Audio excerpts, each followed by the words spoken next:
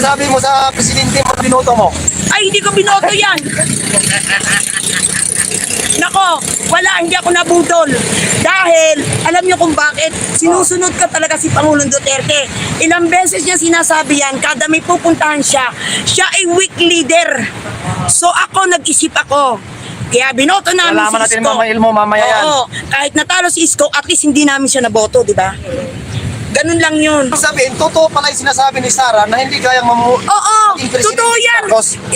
Hindi lang si BP Sara nagsabi, si Tatay Digong, English nga lang, tinagalog lang ni BP Sara. Si Tatay Digong ang talaga nagsabi niya na weak leader. In English, ni Tatay Digong, hindi naman naintindihan. Kaya nga, di tinagalog nga ni BP, pareho lang yun. Diba? English yung sinabi ni Tatay Digong, diba? Tinagalog ni BP, parehas ng weak leader.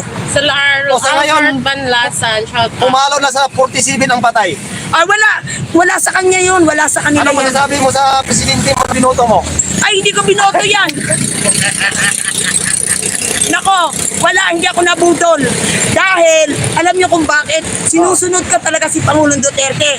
Ilang beses niya sinasabi yan, kada may pupuntahan siya ay weak leader. So ako, nag-isip ako. Kaya binoto namin Alaman si natin Isko. mamaya yan. Oo, kahit natalo si Isko, at least hindi namin siya naboto, di ba? Ganun lang yun. Tsaka wala yung mga yung malalaman mamaya, wag lang nilang sosoplahin talaga si Tatay Digong. Ang pairaling dapat yung naaayon sa batas.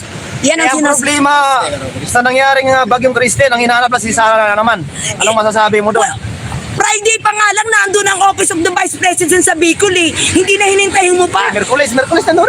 Oo, baha pa nga pala ang Office of the Vice President. Naandun na yung sasakyan. So doon mo makikita talaga na may trabaho ang Office of the Vice President. Hindi pa hupa ha. Wala pang hupa yan. Naandun na sila sa Bicol. Ano yung sinungaling ang video? Kayong mga trolls, bisitahin yung Office of the Vice President para alam nyo. Yung isa, yung nakabag, pangalan nito yung kakabit. Sino?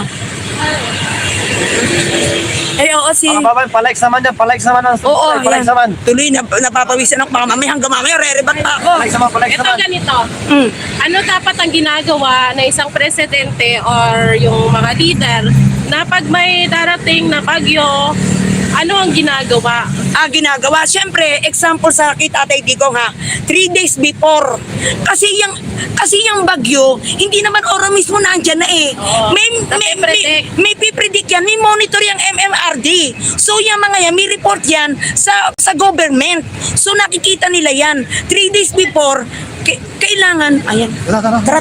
Dahil inaabangan ang pagdating ni Tatay Digong dahil ayaw nila na malilate at mamiss. Yan ang tinatawag na daig ng maagap ang masipag ahead of time. Ano ba? Dito na kami, 5. 5. Nandito na ako 6. Nauna pa pala. Hindi, at saka ngayon na kasi tayo kailangan ni Piarate. Kaya, Oo. mag-aan Hindi. tayo ng oras para sa kanya. Oo, hindi baling mangitim na naman kami dito. Oh. Bumalik na ng medyo ng puti mukha ko, mangingitaw.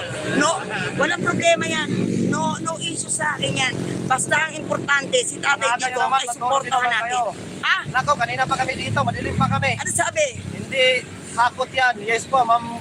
Wala. Walang hakot. Walang hakot dyan. At alam niya ng mga viewer, alam niya ng mga kaibigan natin dito sa lahat. Oh. Sabi ni Ma'am Victoria, matulog ka na muna to sa gilid. Banatan mo, GM, sabi ni Nanay Tita. Oo nga, ito na, Nanay Tita, binanatan ko na. Binanatan na, oo. Ano pa, dali, oh. Ano pa ang ano natin? Yes. Ano? Walang iyakan na. Di mo pinapatawa naman na. Ba't ako nandito? Siyempre, nandito tayo, taos puso kong susuportahan si Tatay Digong. Yan lang ang number 1, ha? Si Tatay Digong ay susuportahan ko, walang bayad, wala pa kami tulog. Itong lahat na nasa live na to, walang tulog yan. Dahil inaabangan ang pagdating ni Tatay Digong dahil ayaw nila na malilate at mamiss. Yan ang tinatawag na daig ng maagap ang masipag ahead of time. Ano ba? Dito na kami, 5. 5. 5. Nandito na ako 6. Nauna pa pala. Hindi, at saka ngayon na kasi tayo kailangan ni Piarate. Kaya, Oo. mag-aan Hindi. tayo ng oras para sa kanya. Oo, hindi baling mangitim na naman kami dito. Oh. Bumalik na ng medyo ng puti mukha ko, mangingitaw. No, walang problema yan. No issue sa akin yan. Basta ang importante, si Tatay Digong ay supportahan natin. Nako, kanina pa kami dito, madilim pa kami. Ano sabi? Hindi hakot yan. Yes po, ma'am. Wala. Walang hakot. Walang hakot dyan. At alam niya ng mga view, alam niya ng mga kaibigan natin dito sa lahat. Sabi ni Ma'am Victoria, matulog ka na muna to sa gilid. Banatan mo, GM, sabi ni Nanay Tita. Oo nga, ito na, nanay tita, binanatan ko na. Binanatan na, oo. Ano pa, dali, Ano pa ang ano natin? Oh. Yes. Sige. Ito, ano masasabi mo kay Kirwin Espinosa? Kerwin. Kirwin. Ay, hindi. Talaga naman ano siya eh. Talaga naman siya eh. Mamaya nandyan ba? Oh, nandyan yan. Ay, malalaman ang kasinungalingan niya. Pati si Dilema. Ay, lalo na si Dilima, malalaman. Si, Tite. ano masasabi mo kay Virus? Ay, wag na yan. Si virus talaga yan. Dapat ang ipaliwanag niya, yung sa PhilHealth, yung dati tumakbo siya na natalo siya, na bakit niya pinakalaman din. Ngayon, dinadivert niya sa ibang issue. Dapat sagutin yan. At saka napakaraming, dapat sagutin sila yung mga nasa government kayo. Number one. Yung PhilHealth. Bakit mo itatransfer yan? Hindi mo pera yan. Pera ng taong bayan yan. Ang tawag doon, pag nanakaw, at pagtataksil mo sa bayan, ibig sabihin hindi ka tapat. Yun. Number 2, ano yung isa natin? Yung flood control na 5,500. Ito si Saldi ko, sinabi niya nakakaunti yung kanyang ang kanyang budget doon sa Bicol. Lumabas. Napakalaki. Sinungaling, tapos pagkasabi niya ng statement, dinaiber niya sa Duterte. O di ba kawalang hiyaan? Ano sabi ni Villanueva? Napakalaki ng pondo mo. Binuking siya. Kaya kayong mga trolls, wala kayong masasabi kasi in lahat ng katotohanan, lalabas yan. Mismong galing na sa... Anong masasabi mo doon sa sinabi ni Marcos sa bagyong Christine na nangyari ngayon sa may Bicol? Sabi sa press ko niya, papupain daw muna ang bago sa mabili ng tulong, na samantalang 43 na po ang namatay. Yun, ang tinatawag na weak leader. Yun lang isasagog to, weak leader. Bakit kailangan mo hupain? Anong ginagawa ng mga sasakyan natin dyan sa Himpapawid? Kagaya ng ginawa ni Tatay Digong, di ba? Yung mga tao nagaganyanan, binababa ng true lubid, sa helicopter. Yan ang tinatawag na may Ibig sabihin, totoo pala yung sinasabi ni Sarah na hindi kayang totoo yan. Hindi lang si BP Sara nagsabi, si Tatay Digong, English nga lang, tinagalog lang ni BP Sara. Si Tatay Digong ang talaga nagsabi niya na weak leader. In English, ni Tatay Digong, hindi naman naintindihan. Kaya nga, di tinagalog nga ni BP, pareho lang yun. Diba? Plus ang sinabi ni Tatay Digong, diba? Tinagalog ni BP, parehas ng weak leader. Sa ngayon, Banlasan, shout out. pumalo na sa 47 ang patay.